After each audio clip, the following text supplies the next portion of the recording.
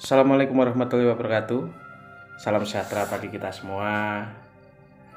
Ong Ulun Basuki Langgeng Rahayu dan salam budaya Nusantara. Bertemu lagi dengan saya Agung Irianto dalam YouTube channel Tumbul Jagat yang berisi tentang edukasi Tosan Aji.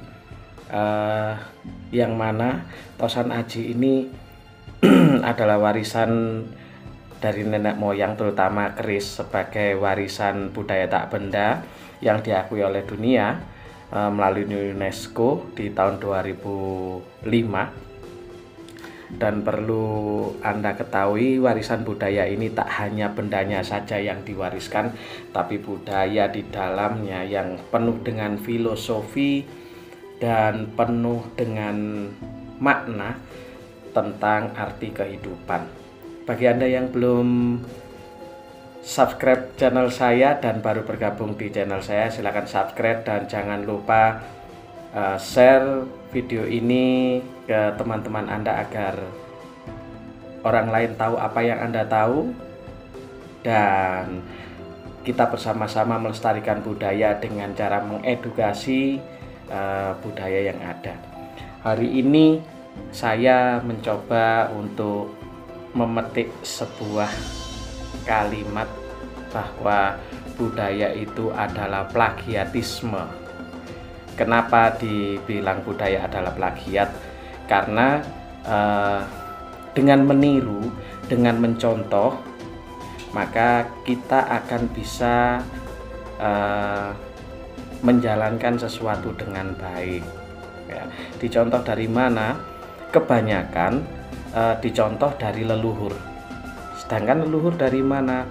Leluhur kebanyakan mengambil budaya dari keraton, sebelumnya dari kerajaan. Apakah orang di sekitar kita tidak punya budaya sendiri? Orang di sekitar kita atau manusia Jawa zaman dahulu sudah punya budaya sendiri, yang mana budaya itu dikembangkan, diadaptasi, kemudian diedukasikan sesuai dengan keadaan masyarakat.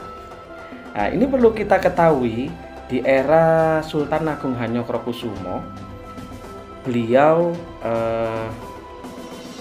ingin menjadikan bulan Suro atau bulan Muharram menjadi bulan yang sakral. Kenapa? Karena di bulan Muharram itu banyak sekali kejadian yang perlu kita pahami, perlu kita hayati, dan perlu kita ketahui. Di tanggal-tanggal tertentu itu ada beberapa kejadian yang memang harus kita ketahui.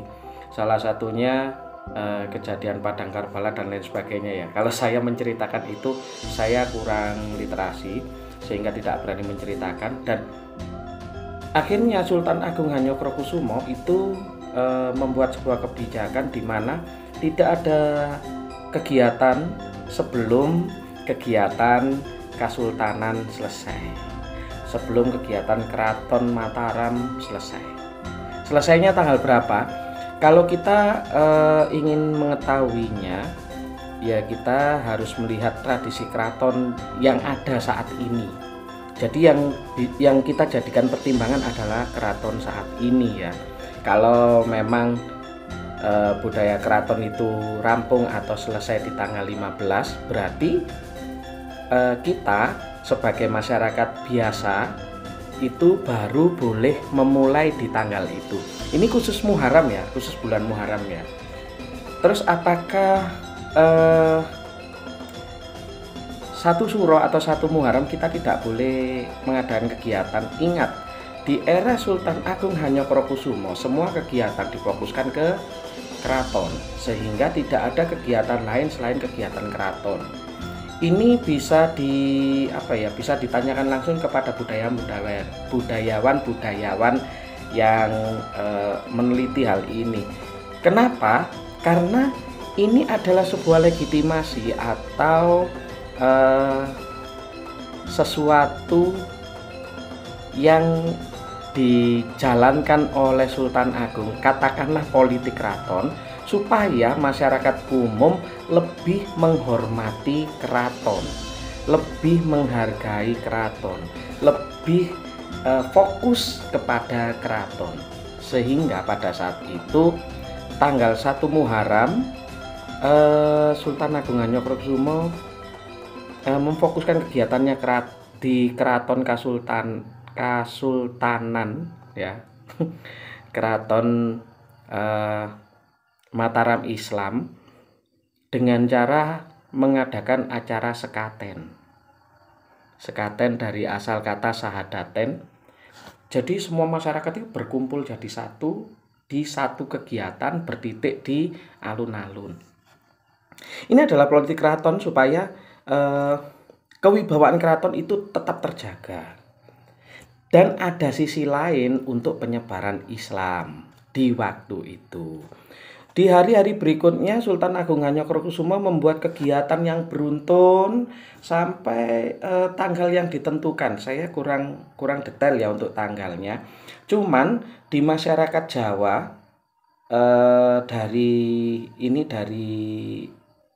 dari saudara saya yang tertua dan mengaku bahwa ngugemi kejawen itu kegiatan orang Jawa yang benar adalah setelah tanggal 15 Muharram. Ini boleh ditanyakan langsung kepada pelaku-pelaku spiritual. Kenapa seperti itu? Karena orang Jawa pada dasarnya itu ngugemi adat atau menjalankan tradisi dengan baik supaya tidak kualat. Ya, kan ada istilah jangan seperti itu, gak ilok itu gak elok itu tidak baik ya, gitu. Apalagi kalau sudah kualat, belakangnya ada kualat gak ilok, nah itu kualat yang tidak baik. Kalau orang Jawa bilang karma, khawatir mendapatkan karma buruk, sehingga tradisi setelah kegiatan keraton baru dimulai itu tetap dijalankan sampai saat ini. Ini satu sisi yang saya ketahui ya, yang saya pahami ya. Jadi kalau ada pemahaman lain silakan tinggalkan komentar di bawah supaya kita bisa tahu tradisi-tradisi lain, tradisi-tradisi Jawa yang ada di luar tembok keraton khususnya. Dan budaya itu, saya ulangi lagi, budaya itu plagiatisme yang dilestarikan secara turun-temurun, sehingga wajar ketika ada beberapa pemahaman yang berbeda. Dan ada beberapa pemahaman ini yang mengadopsi budaya keraton ya. Waktu itu Mataram Islam selaku Sultan Agung Hanyokrokusumo tentunya sebagai pembaharu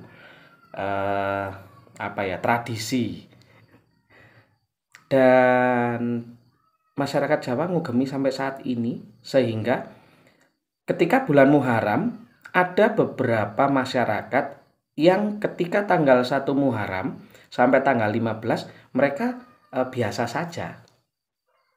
Mereka paling cuma puasa, tirakat, seperti itu. Tidak melakukan kegiatan yang signifikan seperti ngumbah keris atau njamasi keris, ngelisai keris, ngububi pusaka, dan lain sebagainya.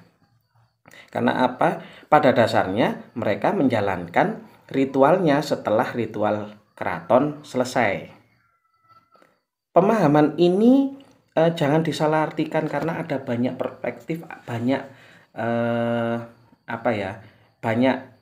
sisi yang tidak sama antara satu dengan yang lainnya. Ini salah satu contoh budaya di masyarakat, plagiatisme budaya keraton. Banyak budaya-budaya lain yang masyarakat itu memang meniru ya, karena edukasi itu salah satunya ya meniru, baca, tiru, inovasi. Ya, itu banyak di dalam budaya Tosan Aji yang meniru budaya keraton. Antara lain ngelisai pusaka, itu tradisi keraton sebetulnya. Terus ngububi pusaka, njamasi pusaka, njamasi keris, ngelisai keris, sampai sidikara pusaka dan lain sebagainya yang berhubungan dengan Tosan Aji. terutama keris itu plagiatisme dari tradisi keraton.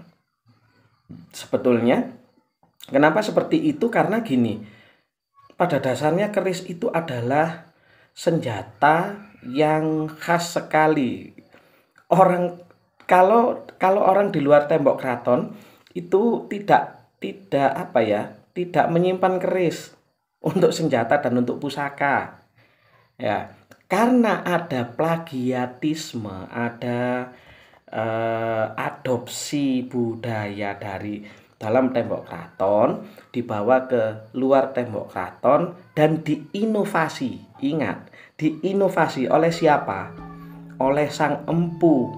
Tujuannya agar tidak sama dengan yang di dalam keraton. Karena kalau disamakan dengan yang di dalam keraton, maka kewibawaan keraton bisa berkurang. Sebetulnya itu. Ya, mohon maaf ini kalau apa yang saya sampaikan bertolak belakang dengan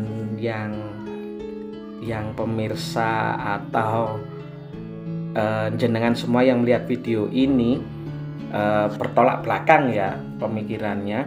Saya mohon maaf karena ini apa yang saya ketahui saya sampaikan itu. Dan budaya yang tadi saya sampaikan akan saya kupas satu persatu di dalam video saya berikutnya, dan tetap stay tune di YouTube channel Tunggul Jagat. Apabila ada kesalahan tutur kata yang kurang berkenan di hati, saya mohon maaf yang sebesar-besarnya, karena manusia tidak luput dari kesalahan. Dan ingat, yang baik-baik datangnya dari Allah, yang kurang baik datangnya dari kita sendiri. Saya akhiri obrolan dan materi kali ini dengan ucapan wallahul muwaffiq ila thoriq. Wassalamualaikum warahmatullahi wabarakatuh. Mohon maaf yang sebesar-besarnya. Salam sejahtera bagi kita semua. Om ulun Basuki Langgeng Rahayu dan salam